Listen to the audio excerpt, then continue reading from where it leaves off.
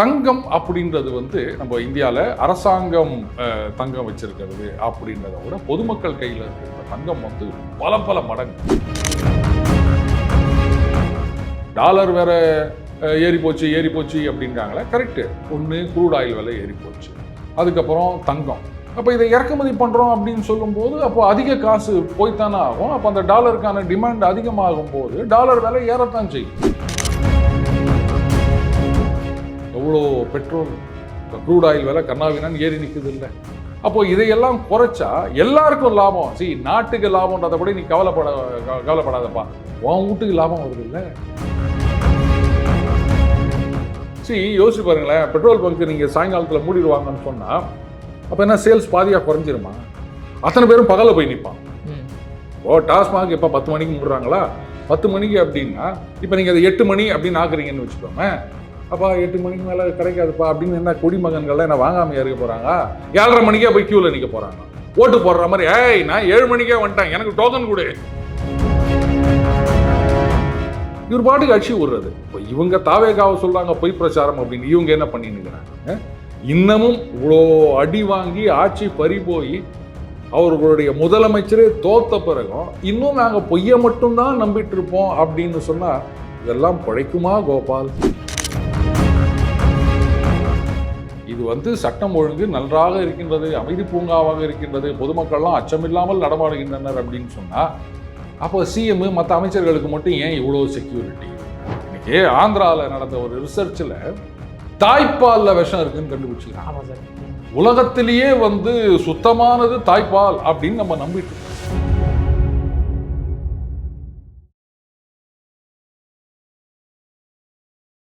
இளைய பாரத நேயர்களுக்கு வணக்கம். இன்னைக்கு நம்ம நேர்காணல நம்ம சிறப்பு விருந்தினர் இந்த daily punch hero Arun sir அவர்கள் தான். சார் வணக்கம் சார். வணக்கம் விக்ரம். சார், என்ன சார் மோடி திடீர்னு வந்தார், திடீர்னு மக்கள்கிட்ட கோரிக்கை வைக்கிறாப்புல என்னன்னா இந்த மாதிரி வந்து தங்கம் 1 வருஷத்துக்கு வாங்காதீங்க, அதுக்கப்புறமேட்டி டிரான்ஸ்போர்ட்லாம் பப்ளிக் டிரான்ஸ்போர்ட்டை யூஸ் பண்ணுங்க, இந்த மாதிரி பல விஷயங்களை சொல்லி மக்களுக்கு ரொம்ப பயமுறுத்துறாரு sir. Work from the home பண்ணுங்க அப்படின்ட்டு. அதாவது நான் ரொம்ப சந்தோஷப்படுறேன். ஏன்னா அங்கே ஊட்டமாக சொல்லியிருந்தாங்க இந்த மாதிரி வந்து இந்த காது தோடு அது ரொம்ப பழசாகி போயிடுச்சு, கொஞ்சம் நசுங்கி வேற போயிடுச்சு, அதனால் இதை போட்டுட்டு வேற வாங்கி கொடுங்க அப்படின்னு சொல்லியிருந்தாங்க. 1 மாதமாக நச்சரிச்சுருந்தாங்க. போகலான்னு சொல்லியிருந்தேன். இதை பார்த்தோன்னே எடுத்து காமிச்சிட்டேன். இந்த பார், பிரதம மந்திரியே சொல்லிட்டார் தங்கம் வாங்காதீங்க 1 வருஷத்துக்குன்னு. எதுக்கு? அதெல்லாம் எனக்கு தெரியாது, அதில் ஏதோ பெரிய விஷயம் இருக்குது. அவங்க வந்து மோடி சொன்னால் கரெக்டு தான் அப்படின்னு நம்புகிறவங்க. அதனால் அப்படியா, ஆமாம் 1 வருஷத்துக்கு, சரி அப்போ அடுத்த மேலே வாங்கி தரணும், கட்டாயமாக வாங்கி தரேன் அப்படின்ட்டு. தங்கம் அப்படின்றது வந்து நம்ம இந்தியாவில் அரசாங்கம் தங்கம் வச்சிருக்கிறது அப்படின்றத விட பொதுமக்கள் கையில் இருக்கின்ற தங்கம் வந்து பல பல மடங்கு. இதெல்லாம் நம்ம வந்து அரசாங்கத்துக்கிட்ட கொடுத்து அதை அவங்க ஒழுங்காக யூட்டிலைஸ் பண்ணாங்கன்னா எங்கேயோ போவோம் அப்படின்னு வச்சுக்கோங்களேன்.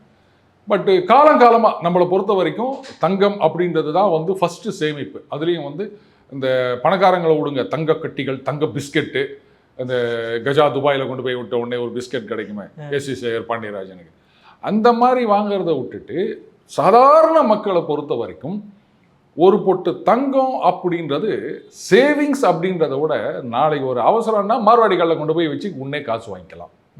ஒரு அவசரத்துக்கு இதுதான் காதில் கையில் இருக்கிறத கைட்டி வச்சு காசு வாங்குறது. இதுக்காகத்தான் நம்ம தங்கத்தில் வாங்கி வைக்கிறோம். ஏன்னா நிலம் அப்படின்னும் போது நீங்கள் நினச்ச மாதிரிலாம் அது மாதிரி பண்ண முடியாது, விற்கிறது கஷ்டம். இது வேணால் வைக்கலாம், முழுகி போயிடுச்சுன்னா அதை மீட்டு விற்கிறதுக்குன்னு நிறைய இது இருக்குது. அதனால் இப்படி தான் நம்ம பண்ணிகிட்ருக்கோம். ஆனால் நம்மளுடைய தேவைக்கு ஏற்ற மாதிரி தங்கம் நம்ம நாட்டில் வந்து வெட்டி எடுக்கப்படுகின்றதா அப்படின்னா இல்லை. எல்லாத்தையும் வந்து வெளிநாடுகளில் தான் இறக்குமதி பண்ணுறோம். ஸோ இதுக்கே பல பில்லியன் டாலர் செலவாகுது. டாலர் வேற ஏறி போச்சு அப்படின்றாங்களே, கரெக்டு. ஒன்று க்ரூட் ஆயில் விலை ஏறி போச்சு, அதுக்கப்புறம் தங்கம் அது வந்து நல்ல காலம் 15,000 வரைக்கும் போயிருந்தது, இப்போ 14,000க்கு வந்து நிற்குது. பட் அப்படியே தான் அந்த 14 அந்த ரேஞ்சிலேயே தான் இருக்குது அது. அப்போ இதை இறக்குமதி பண்ணுறோம் அப்படின்னு சொல்லும்போது அப்போ அதிக காசு போய்த்தானே ஆகும். அப்போ அந்த டாலருக்கான டிமாண்ட் அதிகமாகும் போது டாலர் விலை ஏறத்தான் செய்யும். ஸோ அதுக்காகத்தான் 1 வருஷத்துக்கு வாங்காதீங்க அப்படின்னு சொல்லியிருக்காரு. இது வந்து அத்தியாவசியம் இல்லை, இந்த வருஷம் நான் கல்யாணம் பண்ணுறேன், அடுத்த மாதம் கல்யாணம் பண்ணுறேன், நகை போடணும் அப்படின்னும் போது நீங்கள் வாங்குங்க. மற்றபடி நான் இன்வெஸ்ட்மெண்ட்டாக கொண்டு போய் பண்ணுறேன் அப்படின்றது வந்து அவாய்ட் பண்ணுங்க. ஸோ தட் அந்த இறக்குமதி செய்ய வேண்டிய தேவை குறையும் அப்படின்றது தான் இதனுடைய நோக்கமே தவிர அதை விட்டுட்டு பார்த்தீங்களா இந்த மாதிரி சொல்கிறார் அப்படின்னா அப்படியே கொஞ்சம் கொசுவத்தியை சுற்றுங்க.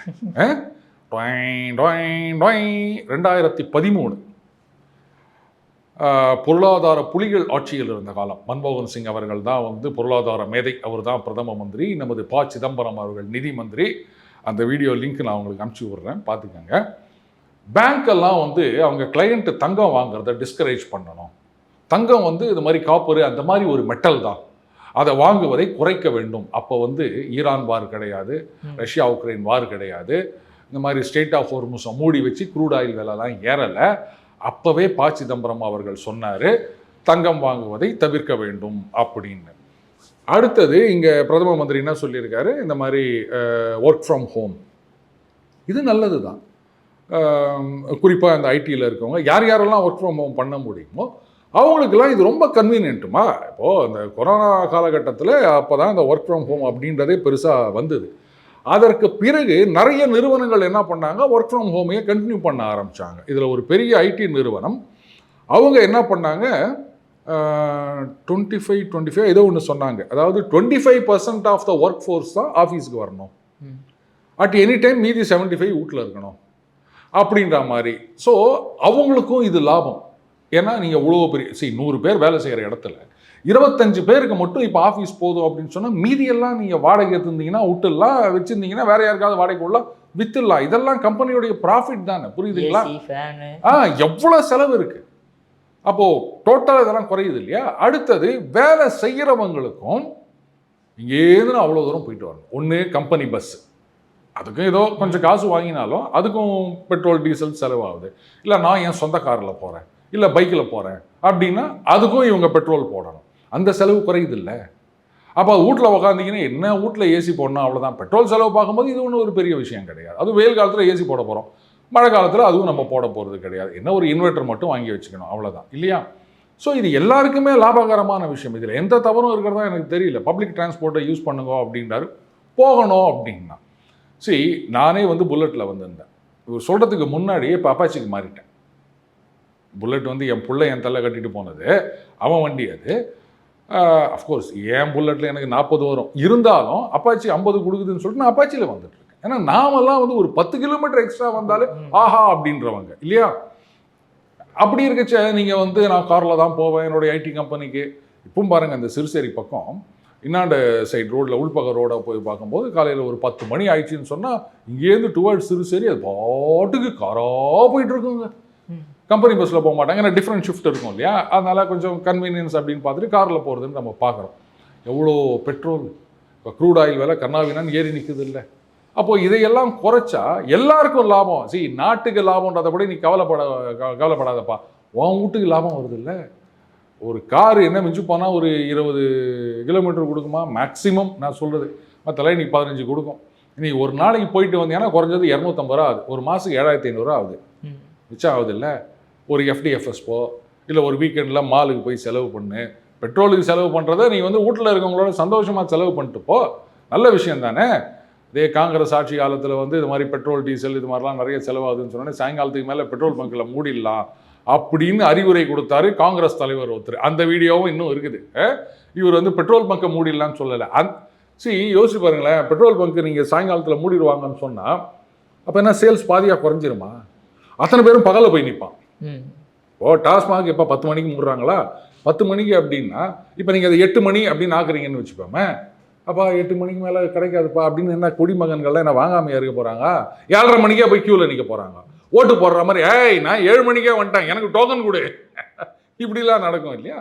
ஸோ இந்த மாதிரி நீங்கள் பெட்ரோல் பங்கை மூடுங்கன்னு ஐடியா கொடுத்தவங்க தான் காங்கிரஸ். அதனால் அவங்க இதெல்லாம் பேசுகிறதுக்கு எந்த விதமான யோகியதையும் கிடையாது. ஆனால் இப்போ வந்து பெட்ரோல் டீசல் கேஸ் விலை உயர்வு இது வரும் பார்க்குறோம். ஏன்னா எலெக்ஷன்லாம் முடிஞ்சிச்சு, இது மாதிரி பண்ணுவார் அப்படின்னு சொன்னால் எத்தனை வருஷமாக பெட்ரோல் விலை ஏறாமல் இருந்தது? ஆமாம் சார், 100, 101 அப்படியே ரைட்டா? இதே வந்து பாஜக ஆளும் மாநிலங்களில் வந்து 96 ரூபா வரைக்கும் போயிடுச்சு. ஏன்னா அவங்க வந்து ஸ்டேட்டோட இதை குறைச்சிக்கினாங்க. இங்கே சொன்னாங்க ஆனால் செய்யலை. சரியா? சரி, அடுத்தது சார், க்ரூடு விலை 60 ரூபா இருந்தப்போல்லாம் வந்து அப்போ இதே 100 ரூபா தானே விற்றாங்க. கரெக்ட், நான் இல்லைன்னு சொல்லலை. ஆனால் அந்த பணத்தை என்ன அந்த மந்திரி இந்த மந்திரி ஆட்டையை போட்டு போனாங்களா? கொரோனா காலத்தில் ஆரம்பித்த அந்த விலையில்லா உணவுப் பொருட்கள் இன்னி வரைக்கும் குத்துனுக்கிறாங்க. அதுக்கெல்லாம் எங்கேருந்து காசு வரும்?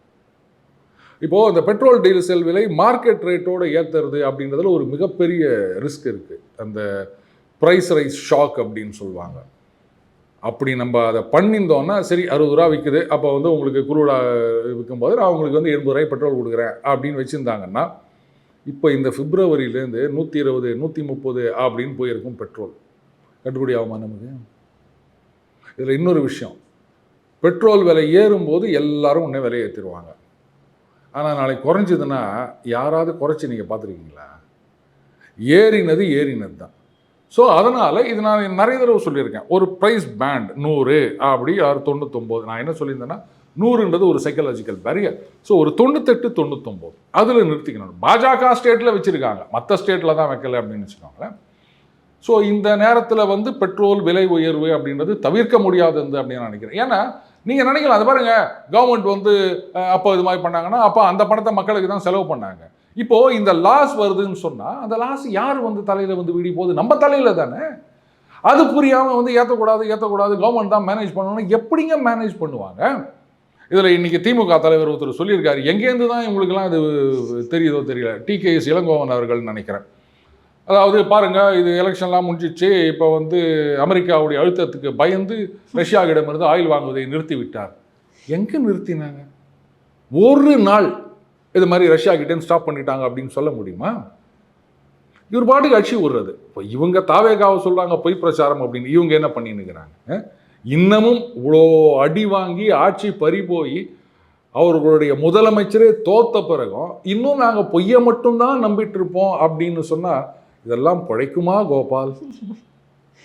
அதே மாதிரி சார், இந்த மாதிரி வந்து வெளிநாடு பயணங்களையும் தவிர்க்க வேண்டும் அப்படின்ற மாதிரி சொல்கிறாரு. ஆனால் சொல்லிட்டு அதுக்கு அடுத்த நாளே இவர் ஃபாரின் கிளம்பி போகிறாரு சார். இது என்ன சார் நியாயம்? அது சரியான கேள்வி. ஓ, நீங்கள் ஒன்று யோசிச்சிருக்கீங்களா? பொதுமக்களுக்கு வந்து நாங்கள் பாதுகாப்பு கொடுக்கிறோம், இது வந்து சட்டம் ஒழுங்கு, இது அமைதி பூங்கா அப்படின்னு தமிழ்நாடு மட்டும் இல்லை எல்லா முதலமைச்சர்களும் அப்படி சொல்லுவாங்க. ஆனால் அவங்க போகும்போது எவ்வளோ பாதுகாப்பு இருக்குதுன்னு நீங்கள் பார்த்துருக்கீங்களா? யாராவது கேட்டுக்கிறோமா? எப்பா இது வந்து சட்டம் ஒழுங்கு நன்றாக இருக்கின்றது, அமைதி பூங்காவாக இருக்கின்றது, பொதுமக்கள்லாம் அச்சமில்லாமல் நடமாடுகின்றனர் அப்படின்னு சொன்னால் அப்போ சிஎம் மற்ற அமைச்சர்களுக்கு மட்டும் ஏன் இவ்வளோ செக்யூரிட்டி? நம்ம கேட்டிருக்கோமா? கேட்டால் அது முட்டாள்தனம். ஏன்னா பொதுமக்கள் அப்படின்றது வேற, முதலமைச்சர் பிரதம மந்திரி அமைச்சர்கள் அப்படின்றது வேற. அதனால் அவர்களுக்கு செக்யூரிட்டி கட்டாயம், இதை நம்ம ஒத்துக்கிறோம்ல. வேறஸ் நாம் வெளிநாடு போகிறோம் அப்படின்னு சொன்னால் நம்மளுடைய சொந்த ஒரு என்ன சொல்கிறது ஒரு சந்தோஷத்துக்காக நம்ம போகிறோம். ஆனால் இவர் போகிறாரு அப்படின்னு சொன்னால் நாட்டுக்கு என்ன நல்லது பண்ணலாம், மற்றவங்களோட என்ன உடன்படிக்கை போடலாம், இந்தியாவுக்கு வேறு என்ன இன்வெஸ்ட்மெண்ட்டை கொண்டு வரலாம், தொழில்நுட்பத்தை கொண்டு வரலாம், அதுக்காக அவர் போகிறார்.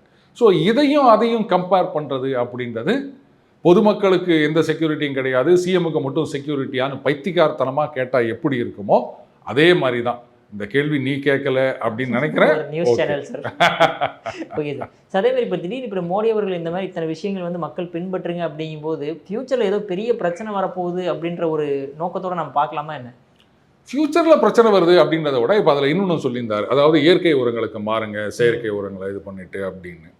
இதில் யாருக்கும் எந்த பிரச்சனையும் இருக்கிறதா எனக்கு தெரியல. இதில் என்ன தப்பு இருக்குது? நார்த் ஈஸ்டில் ஒரு மாநிலம் முழுக்க வந்து சிக்கிம் செயற்கை உரமே இல்லாமல் இயற்கை உரத்துக்கு அவங்க மாறிட்டாங்க. நம்ம ஐயா நம்மாழ்வார் படித்து சொல்லுவார், எப்பா மண்ணை விஷமாக்காத, நீ போடுற உரமெல்லாம் என்ன நினச்சின்னு அதை விஷமாக்கிட்டு இருக்கடா, நஞ்சாக்குகின்றடா, பஞ்சகவ்யா டிராக்டரே வச்சு விழாதீங்கன்னு சொல்வார். அது மாடை வச்சு ஏறு கட்டி விழணும், டிராக்டரை போட்டிங்கன்னா மண்ணெல்லாம் என்ன ஆகும் அப்படின்வார். மண்புழுவெல்லாம் ஒன்றும் இல்லாமல் போயிடும் டிராக்டரை வச்சு குத்தி கிழிக்கும் போது. வந்து அந்த மாதிரி பண்ணுங்கன்னு தலையால் வச்சுக்கினார் அவர்.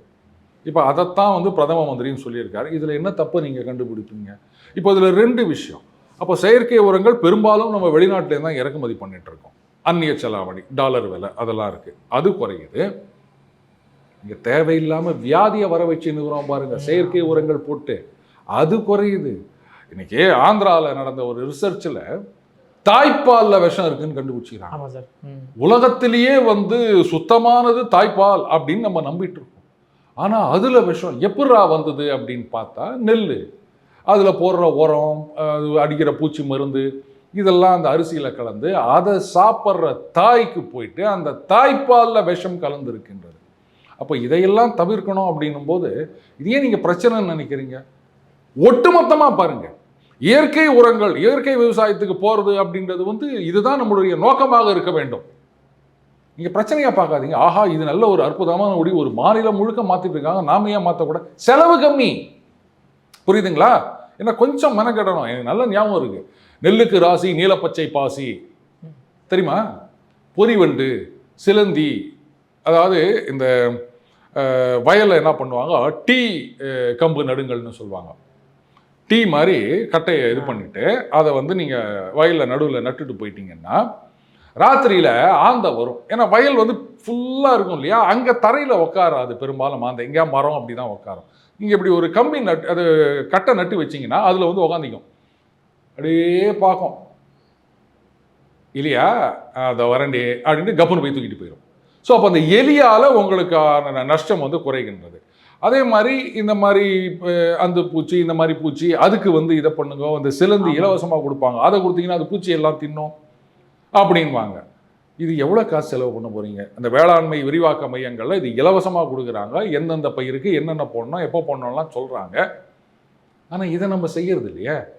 அங்கேருந்து வருவோம், டெமக்ரான் குமான் கலந்து தெளியுங்கள் அப்படின்னா அதை முடிச்சு மூக்கில் துண்டை கட்டிக்கின்னு புஸ்கு புஸ்கு புஸ்கு அப்படின்னு அடிச்சுட்டு போயிடுது. விஷம் தானே அது. பூச்சியை கொள்வது மனுஷனை கொள்றதுக்கு எவ்வளோ நேரம் ஆகும்? அதெல்லாம் வந்து நம்ம யோசிக்கணும். ஆனால் நம்ம அதை பற்றிலாம் எதுவும் கவலைப்படுறதே கிடையாது. பல உரங்கள் வந்து வெளிநாடுகளில் தடை செய்யப்பட்ட விஷயங்களும் இருக்குது. இதெல்லாம் வந்து அளவுக்கு அதிகமான மக்களை பாதிக்கின்ற நஞ்சு இருக்கின்றது அப்படின்னு. அட்லீஸ்ட் இதை பிரச்சனையாக எடுத்துக்காமல் இந்த சிச்சுவேஷனில் இந்த ஈரான் யுத்தத்தை சாக்கு வச்சாது நல்ல வழியில் நம்ம திரும்புவோமா Vikram? Okay sir. Sir but இருந்தாலுமே இன்னொரு கொஸ்டின் எழுது சார். என்ன அப்படின்னு பார்த்தோன்னா, இப்போ வந்து வெளிநாட்டு பொருட்களை யூஸ் பண்ணாதீங்க, சுதேசி பொருட்களை யூஸ் பண்ணுங்க அப்படின்ட்டு. அப்படின்னு பார்த்தோன்னா வெளிநாட்டு பொருட்களையும் நம்ம பேன் பண்ணிட்டு போயிடலாமே சார்? முடியாது. WTOவில் வந்து நீங்கள் இந்த மாதிரிலாம் ஒரு நாட்டு இன்னொரு நாட்டு பொருட்களை தடை பண்ணுவது அப்படின்றது அதுக்கு ஏதாவது ஸ்பெசிஃபிக் ரீசன் இருக்கணும். இப்போது சில சைனீஸ் கம்யூனிகேஷன் ப்ராடக்ட்ஸ் எல்லாம் வந்து நம்ம பேன் பண்ணியிருக்கோம், செக்யூரிட்டி அப்படின்னு சொல்லியிருக்கோம். அதே மாதிரி சில இடங்களில் சைனீஸ் கம்பெனிஸ் வந்து இந்த டெண்டரில் கலந்துக்க முடியாது, நேஷ்னல் செக்யூரிட்டி அப்படின்னு. ஸோ அந்த மாதிரி ஸ்பெசிஃபிக்காக தான் பண்ண முடியும். பிளாங்கெட் பேன் அப்படின்றத நீங்கள் யாரும் பண்ண முடியாது. அப்போ என்ன பண்ணுவாங்க, உங்கள் சாமானை வேற எத்தனும் வாங்க மாட்டான். இன்றைக்கி உலகத்தில் வந்து எந்த ஒரு நாடும் தனித்து இயங்க முடியாது. நீங்கள் அங்கேருந்து வாங்கணும், இங்கேருந்து சிலதை விற்கணும், இப்படித்தான் போயிட்டுருக்குது. நம்ம எவ்வளோ விற்கிறோம், எவ்வளோ வாங்குகிறோம், அதுதான் முக்கியம். அப்படி இருக்குச்சே இது வந்து சட்டம் போடாமல் மக்கள் மனசில் வரணும். ஏங்க நான் கேட்குறேன், இப்போது நம்ம புல்லட் எடுத்துப்போமே, இன்றைக்கி உலகத்திலேயே 3வது மிகப்பெரிய பிராண்டாக இருக்குது புல்லட்டு. பல நாடுகளில் அமெரிக்கா, பிரிட்டன் அப்படின்னு வந்து நம்ம அடித்து நவுத்திட்டு இருக்கோம். பட் என்னுடைய ஆதங்கம் வந்து அதனுடைய ட்ரூ பொட்டன்ஷியலுக்கு ஏற்ற அளவுக்கு சேல்ஸ் இல்லை அப்படின்னு தான் நான் நினைக்கிறேன். டோட்டலாக மார்க்கெட்டை கேப்சர் பண்ணியிருக்கோம் அப்படின்னு நினைக்கிறேன் நான். அப்போது நம்மளுடைய பொருட்களை இவ்வளோ இதில் இருக்கும்பொழுது எதுக்கு வந்து நீங்கள் வெளிநாட்டு பொருட்களை காசு கொடுத்து வாங்கணும், அதிக காசு கொடுத்து? நம்ம ஊரில் இல்லாத காரா? எதுக்கு 1.5 கோடி 2 கோடி 5 கோடின்னு கொடுத்து வெளிநாட்டிலேருந்து காரை இறக்குமதி பண்ணணும்? எந்த காரில் போனாலும் நம்ம டிராஃபிக்கில் அவ்வளோதான். அன்லெஸ் உங்களுக்கு வந்து முன்னாடி ஒய்யான்னு கத்திக்கின்னு பைலட் போகிற அளவுக்கு நீங்கள் ஒரு பெரிய ஆளாக இருந்தால் மட்டும்தான் நேரத்துக்கு போக முடியும். இல்லைன்னா எந்த காரில் இருந்தால் என்ன ஆக போகுது? என்ன சார், இல்லை இந்த காரில் போனால் கொஞ்சம் சொகுசாக இருக்கலாம். டேய், நம்ம ரோட்டுக்கு அந்த ட்ரம்ப்போட கார் வந்தாலுமே குலுங்கி தான் போவோம். ஒரு பக்கம் பள்ளம், இன்னொரு பக்கம் ஸ்பீட் பிரேக்கர், அவனே ஆடி போயிடுவான். அதனால் ஒரு அத்தியாவசியத்துக்கு என்ன தேவையோ அதோடு நிறுத்திக்கலாம். அதுக்கு ஏராளமான இந்திய பொருட்கள் இருக்கின்றன. இப்போ இந்த மொபைல் அப்படின்னு எடுத்திங்கன்னா பியூர்லி இந்தியன் அப்படின்னு ஸ்மார்ட் ஃபோனில் நம்ம பெரிய அளவில் நம்ம பார்க்க முடியாது. ஸோ வேறு வழியில்லாத விஷயங்களில் நீங்கள் வெளிநாட்டு பொருட்களை வாங்குங்க, நான் இல்லைன்னு சொல்லலை. ஆனால் இருக்கிற ஆப்ஷனில் விட்டுட்டு நான் அதிக காசு கொடுத்து வெளிநாட்டுக்கு தான் பண்ணுவேன் அப்படின்னா, இப்போது அந்த வெளிநாட்டு பயணம் சொன்னோம், நம்ம பணம் அங்கே போகுதுன்னு. அதே மாதிரி தான் இப்போ வெளிநாட்டு பொருளை வாங்கும்போது நம்ம இது அங்கே போகுது இல்லை. இப்போ காரை எடுத்துக்கப்பா, முழுக்க இந்திய தயாரிப்பு இருக்குது, முழுக்க ஃபாரின் தயாரிப்பு இருக்குது. அதுக்கப்புறம் இந்தியா ஃபாரின் ஒரு கொலாபரேஷன் இருந்தது, இப்போ அது கொஞ்சம் கொஞ்சமாக விலகிட்டு தனி ஃபாரின் அப்படின்னு போயிடுச்சு. இங்கே இல்லாதது அங்கே என்ன இருக்குது? மஹிந்திராவில் அந்த ஈவி போட்டிருக்கான் பாருங்க, டெஸ்லாவுக்கு டஃப் ஃபைட் கொடுப்பாங்க போல இருக்குது. அவ்வளோ அற்புதமாக இருக்குது. அதே மாதிரி டாட்டாவோட வண்டிகள் எல்லாம் இப்போலாம் அற்புதம். அதுவும் சேஃப்டி ஆஸ்பெக்ட் எடுத்துட்டிங்கன்னா பக்காவாக இருக்குது. அந்த என் கேப் அப்படின்னு சொல்லுவாங்க, அது 5 ஸ்டார் வாங்கின வண்டிகளாக இருக்குது. ஸோ அதை விட்டுட்டு இல்லை நான் வந்து 1.5 கோடி கொடுத்து அங்கேருந்து தான் வாங்குவேன், அது தப்பு இல்லையா? இவ்வளோ எங்க சரக்கு ஃபாரின் சரக்குன்னா டேப்பா விஷத்தில் லோக்கல் விஷம் என்ன, ஃபாரின் விஷம் என்ன, எல்லாம் ஒரே புடலங்கா தான்டா அப்படின்னு. இதில் வேறு இன்றைக்கி ஒருத்தர் சொல்லியிருக்காங்க, இல்லை அதாவது டாஸ்மாகில் வந்து என்னது நல்ல சரக்கு கொடுக்கணும். இது உனக்கே கொஞ்சம் ஓவராக தெரியல? இது ரொம்ப அழகாக கேட்டாங்க, சார் இப்போ அந்த மருந்துக்கெல்லாம் வந்து எக்ஸ்பைரி டேட் போட்டிருக்கோம் இல்லையா, எக்ஸ்பைரி டேட் தாண்டி சாப்பிட்டா அது மருந்தாக வேலை செய்யாது, பாய்சன் ஆயிரும்னு சொல்லுவாங்க. இப்போ பாய்சனுக்கு எக்ஸ்பைரி டேட் உண்டா? எக்ஸ்பைரி டேட் தாண்டி அந்த பாய்சன் அற்புதமான கேள்வி இல்லை அது. அந்த மாதிரி சரக்கே கூடாது அப்படின்னு அதில் நல்ல சரக்கு என்ன கெட்ட சரக்கு என்ன? ஸோ வெளிநாட்டு பொருட்களை வாங்காதீங்க, வெளிநாட்டு அரசியல்வாதிகளை தேடாதீங்க அப்படின்னு சொன்னால் உடனே சில பேர் கோவம் வரும். நம்ம ஊர்லேயே நிறைய இருக்குது விக்ரம், அதையே யூஸ் பண்ணுவோம் போதும். இல்லாதப்போ நம்ம அங்கே போவோம், அவ்வளோதான். சார் அதே மாதிரி இப்போ சமையல் எண்ணெயுமே கம்மி பண்ணுங்க அப்படின்ற மாதிரி சொல்கிறாரு சார், இது எதுக்கு சார் சொல்கிறாரு இப்படி? எப்பா நான் என்ன அரசியல் பற்றி பேசுவேனா இல்லை வந்து ஹெல்த் அட்வைசர்னு நினச்சின்னுக்கிறியான்னு என்ன இந்த மாதிரி கேட்டுனுக்கிறேன். அதாவது ஏதோ ஒன்று சொல்லுவாங்கப்பா, ஒரு மனுஷனுக்கு ஒரு மாதத்துக்கு 400 ml இன்னும் ஏதோ ஒன்று கணக்கு சொல்கிறாங்க, அவ்வளோதான் எண்ணெய் சேர்த்துக்கலாம் அப்படின்னு. ஆனால் நம்மலாம் கிறிஸ்பியாக வேணும், ஊத்து அதன் தலையில் அப்படியே 4 கரண்டி எண்ணெயை ஊத்து தோசையில் அப்படியா, அப்படிதான் நம்ம பண்ணுறோம். இதில் ஒன்று சொல்லவா, சோகமான விஷயம் என்னென்னா, நான்லாம் டெல்லியில் இருந்தப்போ அங்கெல்லாம் ரொட்டி அப்படின்னா அப்படியே மடித்தா பேப்பர் மாதிரி சுருண்டு வரும், சுக்கா ரொட்டின்னு நம்ம சொல்கிறோம் இல்லையா, அந்த மாதிரி எண்ணெயே கிடையாது. இப்போ அவங்களும் கெட்டு போட்டாங்க, என்னென்னத்தையோ போட்டு அப்படியே மொட்டை மொட்டைன்னு அப்பளம் மாதிரி இருக்குது. அந்த மாதிரி சுக்கா ரொட்டியை நம்ம பார்க்கவே முடிகிறது இல்லை. அது எண்ணெய், இது நெய் கூட சேர்த்துக்கலாம், எண்ணெய் என்னென்னவோ போட்டு அந்த மாதிரி பண்ணி வச்சுக்கிறாங்க. நீ வந்து மோடி சொன்னார்லாம் நீ யோசிக்க வேணாம் தம்பி, டாக்டர்கிட்ட போ. டாக்டர் என்னன்னு தெரில, அது நம்ம சொல்லாரு தள்ளுற சுகர் மாத்திரை போட்டேன் சாப்பிடல, கை கால்லாம் உதறுது அப்படின்னு, ரொம்ப டயர்டாக இருக்குது அப்படின்னா செக் பண்ணி பார்த்துட்டு, தம்பி சுகர் பார்டர் லைனில் இருக்குது, இஷ்டத்துக்கு கண்டதையும் தின்னக்கூடாது, இந்த எண்ணெய் பண்டம் இதெல்லாம் டாக்டர் சொல்றாரு, நீ ஏன் மோடி சொல்றாருன்னு பார்க்குறேன். எண்ணெய் அப்படின்றது வந்து பெரும்பாலும் அந்த கொழுப்பு சேர்வதற்கு ஒரு காரணம் சொல்றாங்க. மறுபடியும் சொல்றாங்க, இதில் கொழுப்பு நல்ல கொழுப்பு இருக்குன்றாங்க, கெட்ட கொழுப்பு இருக்குன்றாங்க, ஓரளவுக்கு கொழுப்பு வேணுன்றாங்க. ஸோ அந்த விஷயத்தெல்லாம் நான் போல, அளவுக்கு அதிகமாக எண்ணெயை சேர்த்துக்க கூடாது. இதுதான் வந்து இன்னைக்கு எல்லாரும் சொல்ற ஒரு விஷயம். டாக்டர் சொல்றதை கேளுங்க, மோடி சொல்றதை விட்டுடுங்க. நம்ம நல்லதுக்கு தான் சொல்றாரு. இதுக்கும் நீங்க உடனே ஒரு காரணம் சொல்லிக்கின்னு பார்த்தீங்களா, அவர் அப்படி சொல்றாரு, பிரச்சனை வருது அப்படின்னா, நாளைக்கு வந்து சுகர் வருது, பிபி வருது, கொலஸ்ட்ரால் வருது அப்படின்னு கஷ்டப்படக்கூடாதுன்றதுக்காக சொல்றாரு. கேட்டு திருந்துனா திருந்து, இல்லைன்னா வருந்து, அதுக்கப்புறம் 3 வேளையும் மருந்து. எப்படி பஞ்சா? சூப்பர் பஞ்சு சார். சார் அற்புதமான கருத்துல இளைஞரிடம் பதிவிற்கு மிக்க நன்றி சார். நன்றி விக்ரம்.